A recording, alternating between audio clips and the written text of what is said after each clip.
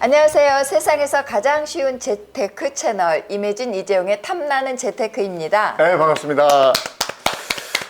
요즘에 주식과 함께 가장 궁금한 거. 네. 부동산 아니겠어요? 네. 더 궁금하죠. 부동산은 사실은 더 궁금하죠. 예, 더 크니까. 크니까. 부동산 시장은 앞으로 어떻게 될 것인가? 네. 오른다 또는 내려간다. 다들 의견이 분분하고 이런데요. 정말 한 치 앞도 내다볼 수 없는 그런 부동산 시장을 오늘 전망해 보려고 합니다. 오늘 네. 전문가 이 자리에 모셨어요. 네. 현재와 같은 집값 폭등을 미리 예고하셨던 분이라고 합니다. 아파트 사이클 연구소 이현철 소장님 모셨습니다. 어서 오세요. 네, 안녕하세요. 반갑습니다. 네. 오늘은 네. 저 선생님이 어떤 얘기를 들려주실지 네. 기대 반 우려 반입니다. 네. 예. 아니 왜냐하면 요즘이 부동산 값이 조금 추춤해 가다가 네, 네. 이제 새롭게 또 새로운 정부가 탄생을 예, 하고 예, 이러면서 꿈틀꿈틀했단 말이에요. 맞습니다. 네. 근데 이 꿈틀이 꿈틀로 끝날지 네. 아니면 다시 또 이렇게 가는 건지 그렇죠. 정말 궁금하거든요. 네. 오르는 데는 오르고 내리는 데는 네. 더 내리고 네. 그런다고 그러던데. 그럼 오늘 어떤 얘기 들려주실 거예요? 어떤 얘기를 들려드릴까요? 아니, 어떻게 좋은 해요? 얘기 듣고 어떻게 싶어요. 할까요? 우리가 어떻게 할까요? 원하시는 대로 제가 아니, 현상을 제대로 솔직하게 네. 말씀해 주셔야죠. 사실 지금 현상은 이제 그 대선이 있기 전까지는 네. 이제 작년 한 말부터 한 네. 9월, 10월부터 이제 사실상 정체기라고 이제 제가 표현을 하는데 네. 상승을 멈췄어요. 네. 상승을 멈추고 이제 매수자들이 네. 집을 안 사기 시작했습니다. 그러면서 이제 거래량이 점점 바닥을 치기 시작했죠. 예. 그래서 이제 2월 달 같은 경우는 우리나라 이제 역사상 서울 2006년부터 이제 거래량 집계를 했거든요. 최저치가 한 얼마더라? 한 천 원 훨씬 넘었었거든요. 네. 근데 1000 밑으로 떨어진 거예요. 지난 네. 2월에요. 그렇죠. 오. 그러니까 이제 2006년부터 지금까지 네. 그 최저. 월별로 네. 따졌을 때 가장 최저치가 되는 거죠. 네. 그 정도로 이제 집을 안 사는 상황이 벌어졌는데 네. 아까 이제 이재용 아나운서님께서 말씀하셨듯이 네. 대선이 이제 진행되면서부터 네. 이제 그 새로운 정부가 규제 완화 네. 이걸 이제 걸고 당선이 됐기 때문에 네. 시장에서는 이제 반응이 이제 상승하는 거 아니야 이렇게 이제 네. 받아들이면서 네. 그 집을 가진 사람들이 특히 재건축 네. 대상인 집을 가진 사람들이 매물을 걷어들이고 맞아요. 호가를 이제 올리는 네.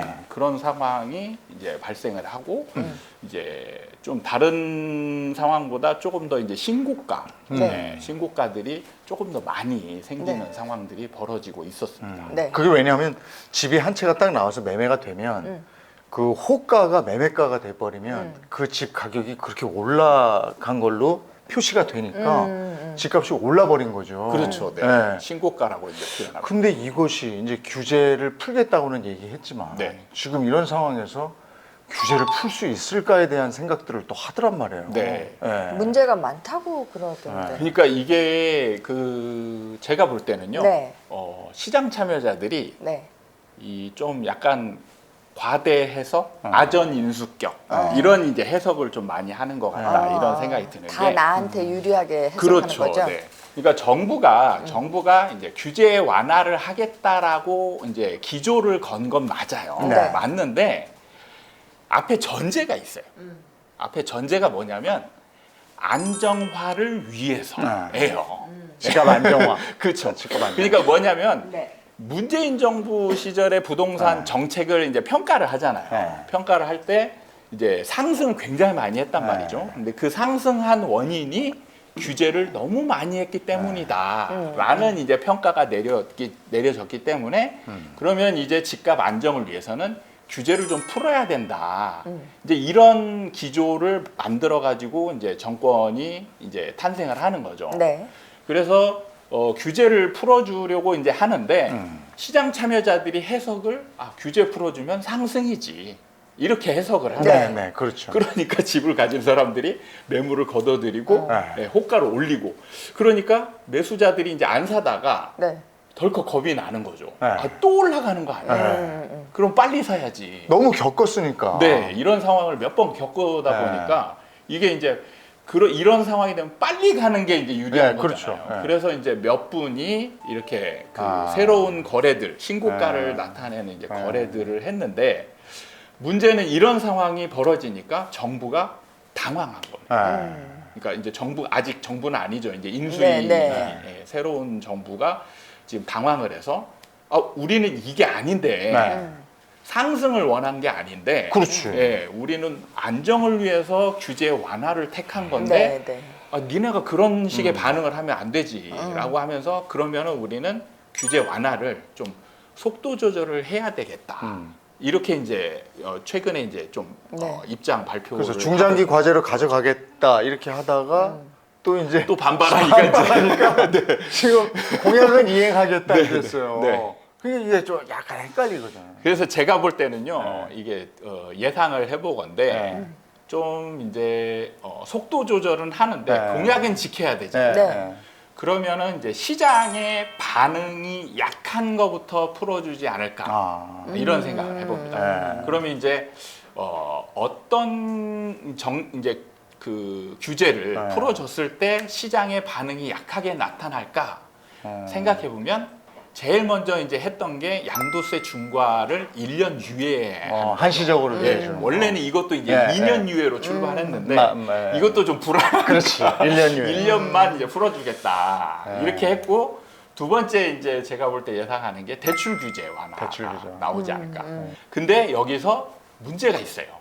문제가 있는 게 뭐냐면 지금 금리가 와, 급격하게 올라가요. 올라가고 있다라는 거예요. 돈 빌려 쓰기 비싸. 그렇죠. 그러면 네. 이때 이제 집을 사려고 하는 사람들이 뭘 생각을 하냐면 자 이게 손해냐 이익이냐를 정확히 이제 구분을 하게 되는 거예요. 그래서 집값 상승할 때는 사실 이 금리 인상 효과가 약해요. 왜 그러냐면 우리나라는 사실 아파트가 이제 시세 차익형이라고 해서 네. 그 가격 올라가는 차익을 벌어들이는 투자자들이 많거든요. 네. 그러면은 사실 지금까지 기조로 보면 뭐 1년 동안에 몇 억씩 올랐잖아요. 네. 근데 금리 인상한다고 해서 사실 손해보는 금액을 따져보면 1년 동안에 많아야 몇 천만 원이거든요. 그러면은 시세 차익이 훨씬 많잖아요. 네. 그러니까 상승장에서는 금리 인상이 되더라도 돈을 빌려서 집을 사는 쪽으로 가는 거예요. 근데 지금 문제는 시장이 먼저 정체기로 돌입을 했단 말이죠. 네.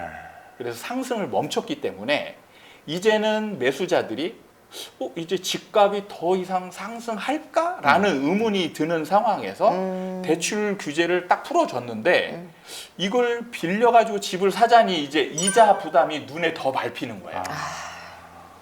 그러니까 이게 집값 상승에 대한 기대치가 약해지다 보니까 손해보는 거, 이자가 늘어나는 걸로 인해서 손해볼 게 눈에 확 드러나니까 이제 대출 규제를 풀어주더라도 돈을 막 빌려서 집을 사는 사람은 이렇게 많지 않을 거예요. 그러면 이 상승 기류가 멈춘 게 바로 그런 이유가 되는 건가요? 사실은 이제 금리 인상이나 이런 거 오기 전에 네. 사실은 먼저 멈췄어요. 매수자들이 그건 먼저 이제 정권 변화를 보고 하겠다 이런 거 아니었어요? 그죠? 사실 이제 네. 그런 측면도 있는데 네. 시장에서는 어떤 상황이 벌어졌냐면 이제 매도자들 집을 가진 사람들이 이제 매물을 내놓잖아요. 매물을 내놓을 때 예전에는 예를 들면 시세가 10억이다. 네. 그러면 매물을 한 10억 5천, 11억 이 정도로 내놨었어요. 네. 그러면 이제 매수자들이 그래도 불안하니까 그 가격에 와서 막 사는 거죠. 네. 그러면 이제 하나 둘씩 이렇게 차근차근 계단식으로 상승하는데 그때 당시에 이제 작년 말쯤부터 네. 나타났던 게 호가를 확 올려버려요. 그러니까 예를 들면 시세가 이제 실거래가 시세가 10억이다. 그러면 한 13억, 15억 이렇게 이제 전부 다 매물이 전부 다 그렇게 올려놓는 거예요. 그러니까 사고 싶은 사람은 10억이니까 한 10억 5천, 11억이면 사겠는데 매물들이 한 13억, 15억이니까 네. 이거는 이제 너무한 거 아니야 이렇게 네. 되는 거죠. 그래서 뭐냐면 이걸 샀을 때 그 다음에 이제 이거보다 더 비싼 가격에 사줄 사람이 있어야 그렇죠. 내가 손해 보지 않고 이제 잘한 행동이 되는데 과연 이렇게 되면 내가 산 다음에 누가 나보다 더 비싼 가격으로 사줄 사람이 있을까? 이런 의문이 생기는 거예요. 이게 이제 그 정체기를 만드는 가장 주요한 원인이에요. 아니 그러니까 저 집값이 떨어지는 징후로 네. 미분양하고 네. 경매가 이걸 보더라고요. 경매 네. 낙 미분양이 되고 경매 낙찰가가 떨어지고 뭐 네. 이런다고 그러던데 맞습니다. 그게 지금 나타나고 있는 거예요? 지금 이제 서서히 나타나요. 아, 그래요. 그러니까 제가 이제 작년 말쯤부터 네, 네. 이제 시장에 대한 하락을 이제 예측을 하기 시작했어요. 네. 그때만 해도 서울 수도권에서는 미분양이라는 게 아예 없었고 네. 상승 추세에 있었죠. 예, 그래서 이제 그때에 아마 이제 제가 시장이 정체기로 가면서 조금 더 지나면 이제 경기도권역에서도 미분양이 나올 것이고 그 다음에 조금 더 지나면 서울에서도 미분양이 나올 거다. 이렇게 예측을 하고 댓글로 제가 욕을 엄청 얻어먹었습니다. 아 그러셨어요? 네, 지금 현재 미분양이 없는데 어디서 미분양이 어떻게 생기냐 이런 분위기 속에서 근데 진짜 신기하게 올 초부터 이제 경기도권역에서 글쎄 저도 예, 저 뉴스에서 미분양들이 봤어요. 나타나기 네. 시작하고 실제로 얼마 바로 전까지 이제 그 전에 서울에서도 미계약분이 나왔어요. 아 그래요? 네, 강북에서. 아. 네, 그래서 이제 그걸로 뉴스에도 MBC 뉴스에도 이제 나오고 이렇게 나왔었거든요.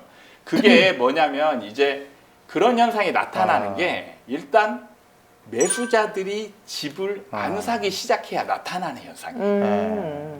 매수자들이 집을 안 사면 사실은 이제 그 우리가 생각하는 그 매매 시장은 대부분은 이제 일반 시장이라고 해서 아파트 중고 우리가 살고 있는 아파트 네. 시장이 이제 주 매매 시장이에요.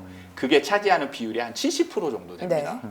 그럼 여기서 공급 역할을 하는 거는 똑같은 우리들인 거죠. 우리가 이제 집을 가진 사람이 집을 팔아야 네. 집을 팔아야 이제 이게 매도 공급 역할을 하는데 네. 사실 집을 가진 사람들은 지금 집값 상승에 대한 기대치가 지금도 굉장히 높아요. 그러니까 앞으로도 더 오를 것이다. 그렇죠. 그래서 규제 완화 얘기 나오니까 아 바로 이거지 하면서 이제 집을 네. 다 걷어들이고 호가 올리고 이렇게 행동을 할 수 있는 거예요. 만약에 이분들이 기대치가 낮다. 그럼 그런 행동을 절대 못 하죠. 그러니까 지금 기대치가 높기 때문에 집을 싸게 팔려고 하지 않아요. 그러니까 공급이 많이 나오질 않는 거죠. 그리고 이제 매수자들이 집을 안 사기 시작하니까 팽팽한 줄다리기가 시작돼요. 그게 이제 바로 정책입니다. 그런데 여기서 매수자들이 집을 안 사기 시작하면 어떤 시장에서 이제 변화가 생기냐면 분양 시장에서 변화가 생겨요. 이게 이제 매매 시장이 있고 분양 시장이 있는 거예요. 네. 우리나라 이제 이게 전체의 매매 시장인데 분양 받으려고 난리가 났었는데 얼마 네. 전에. 근데 이제 그 매수자들이 집을 안 사기 시작하니까 순간적으로 이제 당첨 그 가점들이 조금씩 낮아지잖아요. 그래서 당첨 가점이 높은 사람들이 예전에는 이제 계속 떨어졌었잖아요. 네. 경쟁률이 너무 높으니까. 그걸 거의 로또라고 그랬었거든요. 네, 그래서 그분들이 어떤 행동을 하냐면 원래 청약을 넣을 때 굉장히 고민을 많이 하고 넣어야 되거든요. 내가 이 집을 살 수 있을 것인가 아니면 이제 여기에 잔금 치를 준비, 중도금은 얼마고 그다음에 이걸 샀을 때 얼마만큼 올라갈지 여러 네. 가지를 고민해야 되는데 옛날에는 그 고민을 하고 청약을 넣었는데 다 떨어지는 거예요. 네. 떨어지니까 고민을 할 필요가 없어지는 거죠. 고민해봤자 떨어지니까. 네. 그럼 뭐냐? 일단 넣고 넣고 보자. 보는 거죠. 넣고 보자 해서 예, 일단 당첨되면 그때 고민해도 늦지 않아. 어차피 내가 쓸데없는 고민을 할 필요가 없는 네, 거야. 네, 네. 이러면서 청약을 막 넣는 거예요.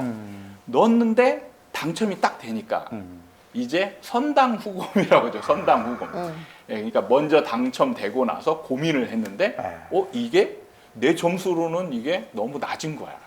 그러니까 아깝죠. 그러니까 이제 포기하는 사람들이 생기는 게 이제 바로 미계약분인 거예요. 대출 금리도 그렇고. 네, 이제 여러 가지 고민을 했을 때, 이 가격이면 내가 이제 잔금 치룰 능력도 좀 애매하고, 근데 이게 집값 얘보다 더 올라갈까? 이런 이제 의문도 들고, 이러면서 이제 좀 안 좋은 자리 당첨된 사람들 있잖아요. 안 하는 거지. 예, 2층이나 뭐 3층 아니면 뒷동에 그늘진 데, 막 이런 데 당첨된 사람들이 계약을 포기해버립니다. 그러면서 이제 나타나는 현상이 뭐냐면 다음 현장들이 있죠. 다음 현장들은 이제 사람들이 선당 후공을 안 하고요. 왜냐하면 이제 당첨될 확률이 높아진 거잖아요. 네. 그렇지. 그러니까 이때부터는 선곰을 하는 거죠. 선곰. 고민을 하면서 이제 안 넣는 아, 사람이 여긴 내가 생기는 안 거예요. 해. 이렇게 되는 예, 거죠. 그러니까 경쟁률이 그 다음 현장부터 뚝 떨어지는 거예요. 그럼 경쟁률이 떨어지면 거기에 또 당첨된 사람도 똑같은 고민을 또 해요. 아, 이게 가격이 이제 올라갈까? 부담스러운 거죠. 그러면서 계약 포기자들이 연달아서 나오는 거예요. 이제 이런 현상들이 조금씩 많아지면 네. 분양은 계속 여러 현장에 막 이어지게 그래서 있잖아요. 공급은 지금 계속 늘린다고 네. 했으니까. 그러다 보면은 이제 이런 분위기가 이어지면 이제 완전히 이제 줍줍으로도 예, 계약이 끝나지 않는 상황. 그게 바로 미분양인 거예요. 그게 집값 하락의 시그널이 되는 거고. 이 미분양이 나오면 이제 매수자들이 네. 일반 아파트 매수를 거의 멈춰버려요. 네. 그러니까 살 게 이제 많아지는 거예요. 그렇지. 내가 고를 수 있어. 그렇죠. 살 게 많아지면 급하지가 않는 거죠. 상승장에서는 매수자들이 급하게 사야 되는 거예요. 맞아요. 네, 급하니까 이것저것 생각할 틈이 없이 막 사야 되는 네. 거죠. 이성을 약간 잃은 행동이 일어나는데 이런 상황이 되면 이성을 완전히 갖추는 거죠. 네. 그러면 이제 이제 좋고 나쁨을 완전히 따져보게 고민하면서 되죠. 네. 예, 그래도 네가 먼저 사. 이런 거. 근데 그게 지금 이제 외곽에 네. 좀 안 오를 것 같은 데는 그렇다고 쳐도 네네. 그러면 똘똘한 집 한 채라고 네. 그 안쪽에 괜찮은 데는 예. 그래도 살 거 아니에요. 그게 이제 지금 어떤 현상이냐면 분양 현장에 보면은 이제 뭐 이걸 양극화라고 표현할지 모르겠는데 분양 현장이 약간 둘로 나눠져 있어요. 뭐냐면 분양가 상한제가 적용된 아파트가 있고요. 분양가 상한제가 적용되지 않은 아파트가 있어요. 그럼 분양가 상한제가 적용된 거는 로또 아파트. 그러니까 주변의 아파트보다 월등하게 싼 거죠. 그렇죠. 그런 거는 지금도 되면 바로 올라가는 거죠. 경쟁률이 어마어마하게 네. 나타나요. 근데 지금 미분양 이제 미계약분이 나타나는 거는 대부분이 분양가 상한제가 적용되지 않은 아파트예요. 그건 뭐냐? 주변 시세하고 거의 비슷하거나 더 비싼 것들이에요. 네, 그러니까 이럴 때는 뭐냐면 위치에 따른 유불리가 없게 되는 거예요. 예를 들면 지금 만약에 강남에서 네. 강남이니까 너무 좋을 거 아니에요. 네. 새 아파트인데 네. 그러면 이거를 분양을 받을까 말까를 고민할 때 자왜냐하면 내가 지금 그 현찰을 빡 내는 것도 아니고 은행 대출을 해야 되는데 대출 금리는 이만큼 올랐지. 그러면 이제 플러스 마이너스 계산하게 되는 거죠. 그게 또 이제 일반 아파트 시장이 막 상승장이면 그래도 그래도 사죠. 사죠. 그래도 네. 사요. 사죠. 이게 올라가면서 얘가 그럼. 상대적으로 나중에 보면 싸지게 예, 되거든요. 근데 지금 같은 상황에서는 이제 안 되는 거예요. 그게 왜냐하면 일반 아파트 상승이 멈춰버렸기 때문에 얘가 이제 그냥 비싼 걸로 끝나는 게 되는 거예요. 그래서 이제 사람들이 이런 걸 안 사는 상황으로 벌어지는 거예요. 간다. 그러면요, 네. 소장님이 보시기에 그 현재 무주택자들 네. 전에부터 집을 언제 사야 된다, 뭐 좀 있으면 내린다 하고도 지금 꽤 끌었거든요. 네. 언제쯤 주택을 장만하는 게 예측컨대. 네. 이게 이제 집을 사고자 하는 사람의 마음이 사실 제일 중요하긴 네. 한데 사실 여기서 이제 냉정하게 봐서 그냥 이런 분들이 있어요. 그냥 나는 집값 올라가고 내려가고 상관없이 그냥 나는 내 집 한 채만 있으면 돼. 그래, 내가 살 집이니까. 그런 분들은 그냥 사시면 돼요. 그렇죠.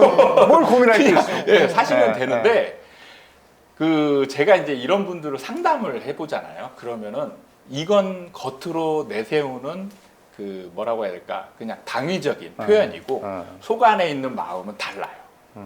그 안에 있는 분들의 마음은 뭐냐면 내가 살고 나서 올랐으면 좋겠다. 그러니까 나는 좀 싸게 샀으면 좋겠다. 그렇죠. 이런 마음이 굉장히 강하거든요. 이제 그런 마음을 가지신 분이라면 사실은 한 2030년 정도까지는 기다리셔야 돼요. 7, 8년 정도 더 있다가. 그건 너무 한참인데요. 예. 그러니까 이 사이클상 지금 저 하향 쪽으로 그 정도 흐름을 가지고 가야 된다 뭐 이렇게 보시는 건가요? 그렇죠. 네. 아. 이제 하락으로 가는 초입 단계이기 때문에 이제 시작에 불과하다. 네, 하락을 이제 본격적으로 아. 하면 이제 하락 기간만 치면 한 5년 정도 이상 걸리고요. 하긴 예전에 떨어질 때 보니까 그렇더라고요. 네, 올라갈 그다음- 때도 그랬고. 그다음에 이제 앞뒤로 정체기가 약간씩 있어요. 네, 그 바닥에서도 바로 V자로 올라가는 게 아니고 맞아요. U자형으로 네. 움직이거든요. 제가 기억하기로 강남 집값도요 한때 마이너스 40%까지 간 적이 있어요. 네, 맞습니다. 그래요? 근데 지금도 퍼센트로 따지면 어느 정도나 보시는 거예요? 만약에 하락기라면? 저도 지금 봤을 때 40% 정도. 네, 네. 지금 고점 대비 40% 정도. 근데 사실은 지금 소장님이 40% 마이너스라고 얘기를 하셨어도 네. 작년에만 제가 보기에는 거의 20% 오른 것 같아요. 네, 맞습니다. 네? 네, 그러니까 지난 3, 4년을 보면요. 네. 다시 한 3년 전 가격 정도 되는 거예요. 예, 예, 예. 그게 뭐 폭락 이런 것도 아니에요, 사실은. 그렇게 따지면. 그래서 이제 나중에 보면 이게 네. 하락기를 지나고 또 보면은 장기적 우상향 그래프가 이제 그려지는 모습으로 나타나긴 해요. 예. 그런데 이제 제가 지금 같은 경우는 좀 무주택자분들은 좀 집 사는 거를 좀 이제 보류해라. 보류하는 말리는 쪽에 이제 포지션을 취하는데 그건 왜 그러냐면 하락 기간이 굉장히 길고 떨어지는 폭도 크기 때문에 그런 거예요. 그러면 사실은 모른다라면 어쩔 수 없지만 알고 있다라면 그걸 굳이 맞을 필요는 없잖아요. 네. 네. 예를 들면 삼성전자를 떨어지지 않았다면 9만 원대 안 샀겠죠. 안 샀죠. 예. 그 6만 원대 지금 이제 6만 원대 또 그렇게 아픈 얘기를 또 하십니까? 그러세요. 삼성전자 얘기를 또.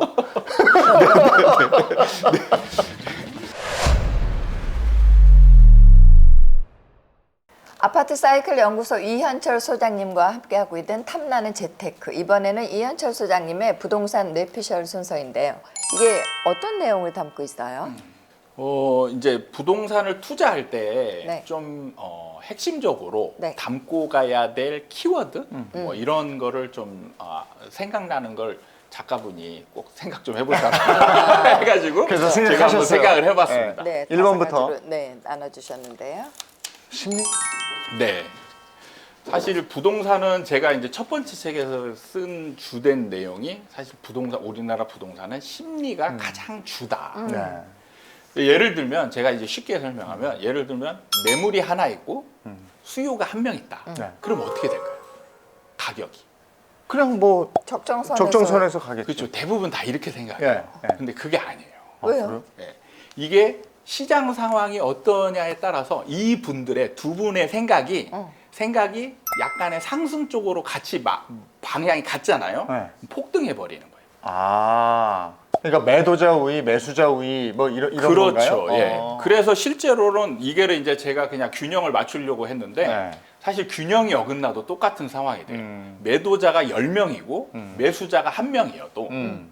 폭등하는 상황이 벌어질 수 있어요. 그래요? 이게 일반적인 경제 상황에서는 절대 일어날 수 없거든요. 근데 부동산에는 이게 일어날 수 있어요. 왜 그러냐면 이게 그 매도자, 공급자의 역할이 다르기 때문에 그래요. 그러니까 다른 일반 소비재 같은 경우는 공급자는 무조건 팔아야 되는 사람이에요. 네. 팔아야 되는 사람이기 때문에 여기에 숫자가 중요한 개념이 돼요. 네. 근데 부동산은 이 공급자가 일반인이잖아요. 집을 가진 네. 사람들. 네. 그럼 이 사람들은 집값 이 분위기에 따라서 팔까 말까를 같이 고민합니다.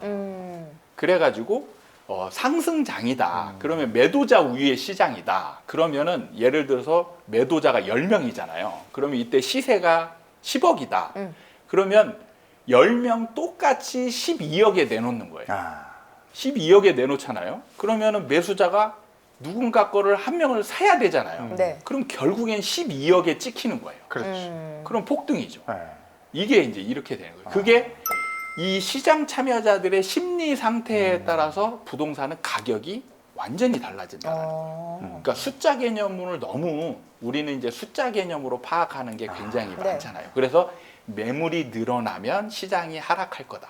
이렇게 그렇지만은 생각하는. 않네요. 네. 그래서 시장 상황이 상승장일 때 양도세 중과를 풀어준다 하더라도 그게 안 떨어져요. 네. 1 더하기 1이 2가 아니네. 네. 여기는. 네. 부동산 시장 변수가 있어, 변수. 그래서 아까 말씀하셨듯이 매도자 우위의 시장이냐, 매수자 우위의 시장이냐 이런 거에 따라서 사람들의 심리 상태가 그건 같은 방향이거든요. 네. 심리. 네. 중요하네. 네. 네. 사이클. 네, 사이클입니다. 자, 우리나라에서는요, 이제 투자를 하는 사람들이 어떤 공부를 위주로 하냐면 입지 공부를 해요. 네. 네. 어느 지역? 그렇죠. 네. 강남이 최고야. 예. 예. 지하철 역세권이 맞아요. 최고야. 네, 맞아요. 네. 학군이어야 돼. 요즘에 또 숲세권까지. 네. 네. 이게 이제 주 공부 내용인데, 자 그러면 이때 강남을 언제 사느냐? 네, 그러니까 강남 아파트라고 해서 무조건 돈을 버느냐? 이걸로 들어가면 그게 아니라는 거죠. 예를 들면 이게 이제 비슷한 건데 주식 시장에서 사실 주식 시장에서 최고 주식은 어떤 거죠? 우리나라에서. 삼성전자. 그렇죠. 삼성전자인데 삼성전자를 사기만 하면 돈을 벌었냐? 아니죠. 아니, 그렇죠. 아니죠. 않죠. 네, 언제 샀느냐에 따라서 이 사람의 수익률은 완전히 달라지는 지금 거예요. 대부분 잃고 있습니다. 삼성전자. 그렇죠. 예. 그러니까 지금 뭐 7만 원대, 8만 원대, 네. 9만 원대 산 사람들은 지금 다 마이너스 수익. 다 많이 났습니다. 예. 정말 좋은 주식을 샀음에도 불구하고 수익률이 마이너스인 거예요. 네. 그건 뭐냐면 그분들이 사이클을 모르기 때문에 그냥 좋은 주식만 사면 돈을 번다라고 언젠가는. 생각했기 때문에 예, 이게 이제 그런 상황이 벌어지는데 부동산이 마찬가지라는 거예요. 그래서 입지에 대한 그런 것보다 선행하는 게 사이클이다라는 거죠. 사이클을 좀 먼저 알고 그러면 이 지역이 오를 거냐, 떨어질 거냐. 그래서 지금 서울 수도권은 이제 떨어지는 장이기 때문에 사실은 여기에서 강남을 사더라도 똑같이 떨어지는 상황으로 간다라는 거죠. 사이클이다. 그 사이클이 네. 있다. 그러니까 일반인들이 이제 공부를 하면서 입지 공부를 하면 어떤 생각하고 연결이 되냐면 똘똘한 한 채는 안 떨어진다. 안 네, 떨어진다로 죽어도 안 떨어진다. 연결을 시켜요. 네. 네. 그래가지고 강남을 사면 안 떨어진다. 네. 네. 그래서 저한테 이제 그 상담 메일도 많이 오거든요. 네. 그러면 항상 거기에 뭐냐면 저는 지금 역세권에 어떤 아파트를 가지고 있는데 이것도 떨어질까요? 항상 질문이 이런 식인 거죠. 그리고 제가 어떤 아파트에 관심이 있는데 이런 아파트는 위치가 어떻고 막 이렇게 설명을 해요. 이런 아파트는 지금 사는 게 좋지 않을까요? 항상 이런 거죠. 아. 근데 지금 사실 이제 저는 개인 상담을 다 일체 안 하고 있는데 이제 이럴 때 제가 드리는 말씀은 다 똑같습니다. 전체 사이클은 거스를 수 없다. 그렇죠. 전체 시장, 부동산은 네. 특히 사실 주식은 약간 개별 종목 장세도 좀 있거든요. 근데 부동산은 그게 없어요. 전체 그냥 네. 전체 시장이 어떤 한 방향으로 가면 다 그 방향으로 가는 거예요. 근데 지금 이제 시작이 된 것이고 네. 그 주기가 6, 7년, 길게는 한 10년쯤까지도 볼 수 있다. 그렇죠. 네. 아, 그게 사이클이다. 네. 이 사이클을 읽어야 되겠네요. 자, 세 번째. 투자.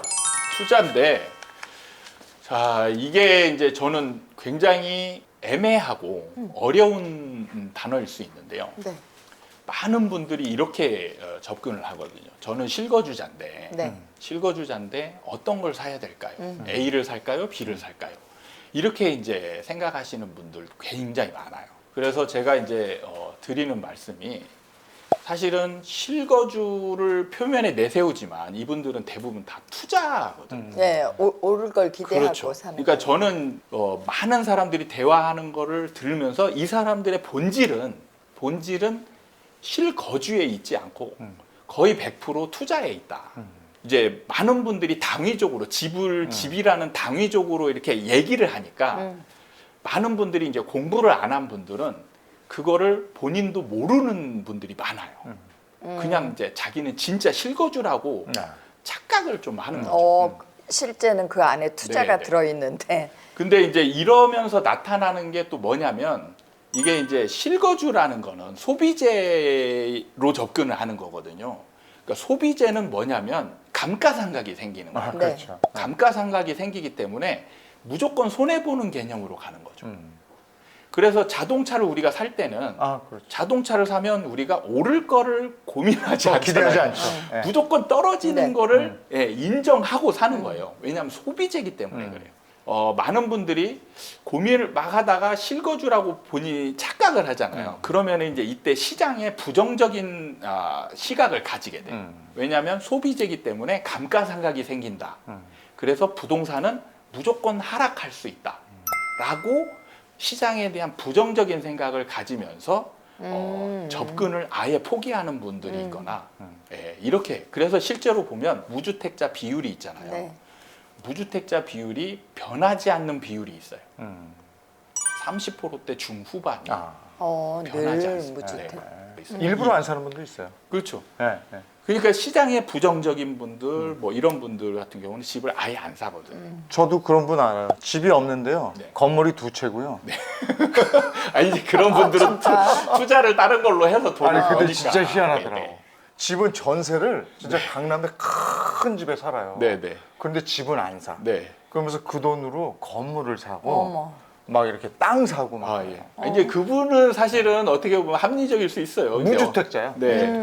근데 이제 다른 투자도 안 하면서 네. 유일하게 이제 노동을 통해서 돈을 벌면서 집도 안 안 사는 분들이 정말 많다라는 거죠. 그렇구나. 그래서 그런 사실은 사람들은 무슨 심리로 안 사는 거예요? 그게 이제 소비재로 보니까요. 집은 소비재다. 예, 소비재로 보니까 집값은 떨어지는 걸로 그냥 인정을 해버리는 거예요. 근데 대부분의 사람들은 그렇지 않다고 해도 1주택이지만 실거주 목적에 투자성이 있다. 네, 그래서 이제 그런 분들이 좀 인식 전환을 할 필요가 있는 게 우리나라는 감가기, 삼가기 적용된 아파트가 더 메리트가 있어지는 투자 대상, 네, 예, 재건축 돼버리는 대상이 거죠. 돼서 예, 예. 예, 그런 제품이 되기 때문에 더 선호하는 상황으로 간다라는 거죠.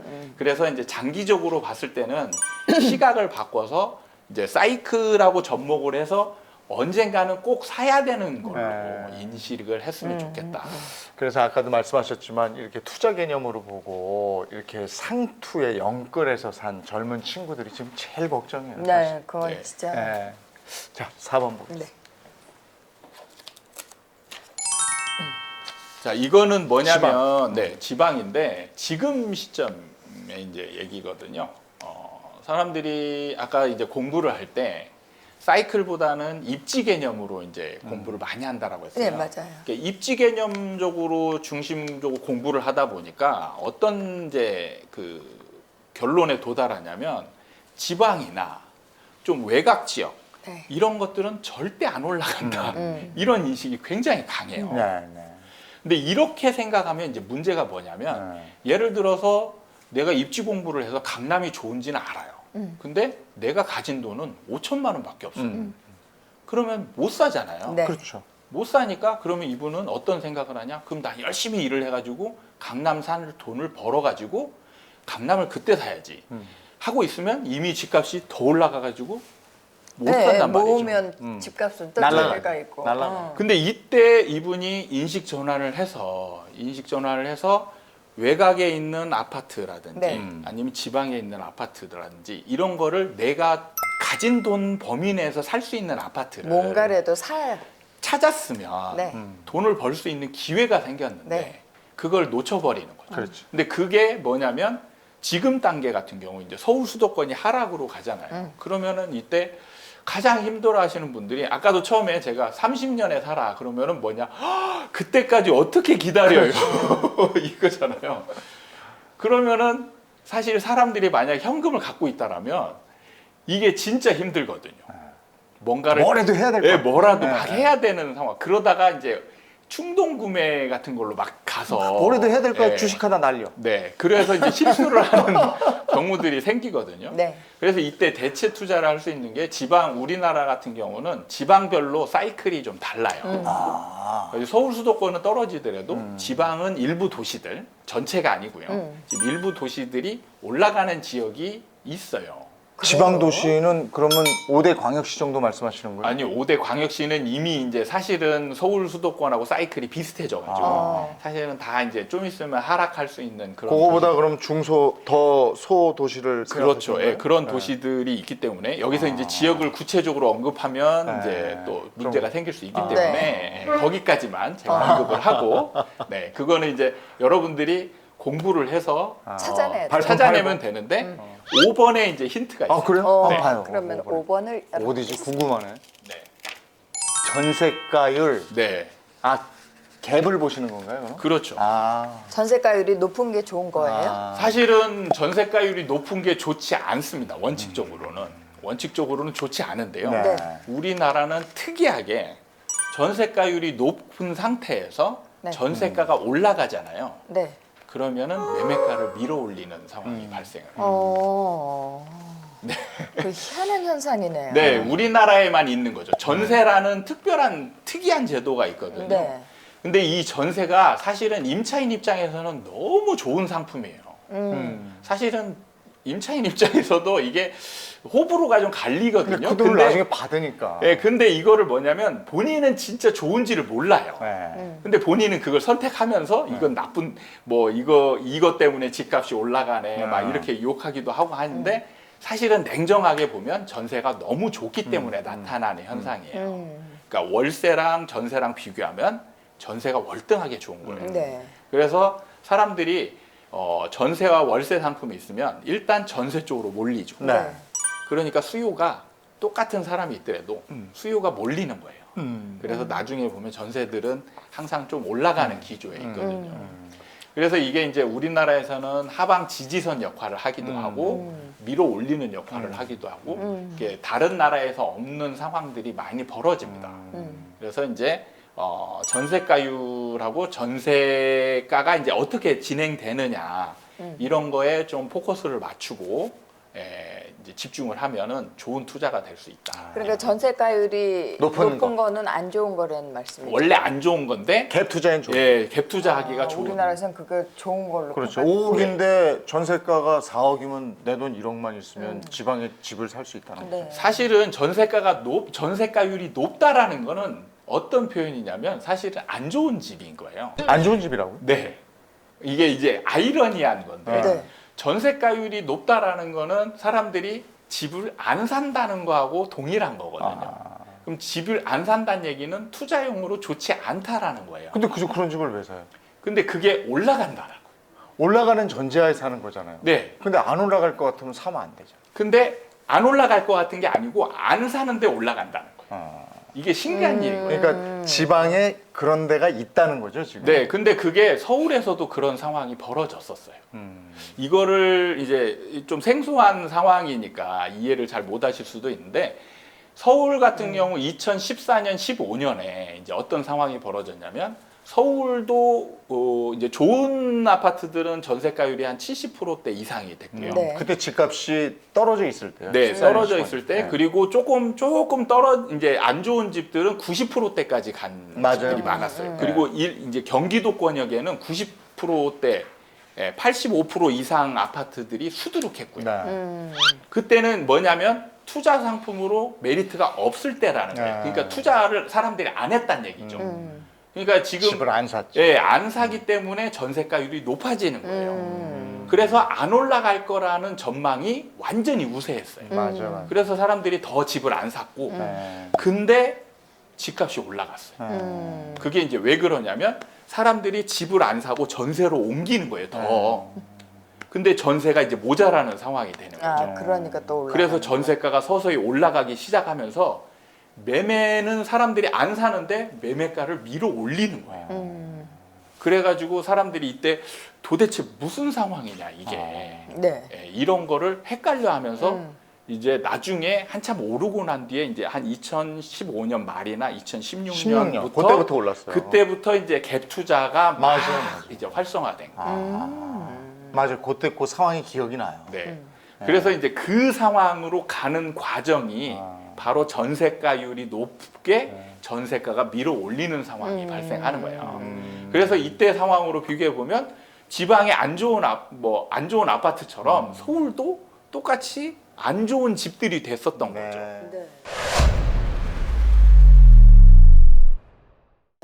네. 요거 하나만 나오신 김에 여쭤볼게요. 네. 지금 재건축 아파트들 들썩이잖아요. 네네. 서울에 정말 좋은 위치에 재건축 아파트들. 예, 예. 지금 막 그냥 호가에다가 실거래가가 막 올랐단 말이에요. 네. 이걸 한번 덤벼볼 만합니다. 재건축 아파트는 그래도 오르지 않겠습니까?